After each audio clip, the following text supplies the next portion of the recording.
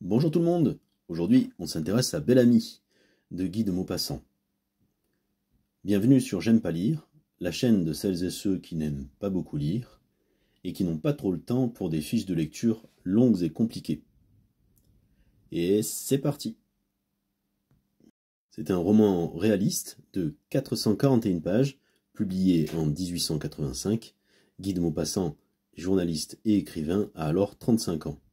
Adapté une dizaine de fois au cinéma et 7 fois à la télévision.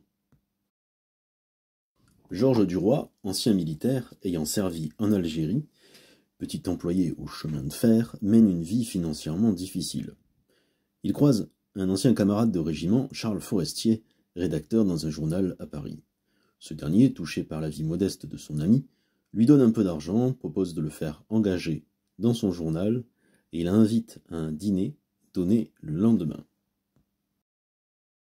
Au dîner, Duroy se fait remarquer par M. Walter, le directeur du journal, et par Clotilde Marelle, une amie des Forestiers. Engagé comme reporter, il se montre bien incapable d'écrire un article, comme ça lui est demandé. La femme de Forestier, Madeleine, accepte de l'aider. L'article plaît et sort le lendemain.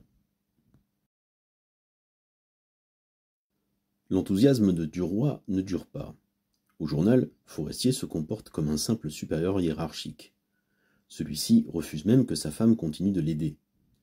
Bien embêté, Duroy ne parvient pas à écrire d'autres articles. Il s'en sort un peu mieux comme reporter. Duroy fréquente Clotilde et décide aussi de séduire Madeleine Forestier pour se venger de l'attitude de Charles. La santé de ce dernier se dégrade rapidement et il meurt. Duroy épouse donc Madeleine, devenue veuve. Même s'il n'est pas très apprécié de ses collègues, Duroy mène une carrière fulgurante au journal. Il est surtout concentré sur la séduction des femmes qu'il rencontre.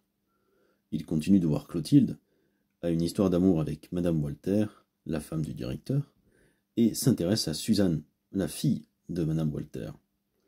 Il y a pour lui l'occasion d'un beau mariage, mais il est toujours engagé avec Madeleine.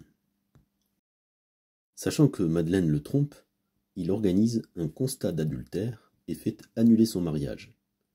Il convainc la jeune Suzanne de fuguer et prévient les parents qu'elle ne reviendra que s'ils acceptent leur mariage.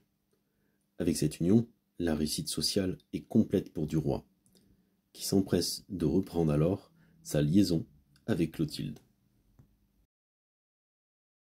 Dans Bel Ami, Maupassant règle ses comptes avec la presse. Les journalistes sont des oisifs, inféodés à l'argent et manipulés par le pouvoir. La société, la couche bourgeoise en particulier, est décrite comme corrompue, prête à suivre n'importe qui dès lors qu'elle est distraite. Le ton du livre est assez enjoué et l'opportunisme de Bel Ami est surtout fait pour amuser. Voilà, j'espère que ça t'a plu et que ça t'a rendu service. N'hésite pas à t'abonner pour être informé des prochains résumés. Laissez un petit commentaire, un pouce en l'air. À bientôt.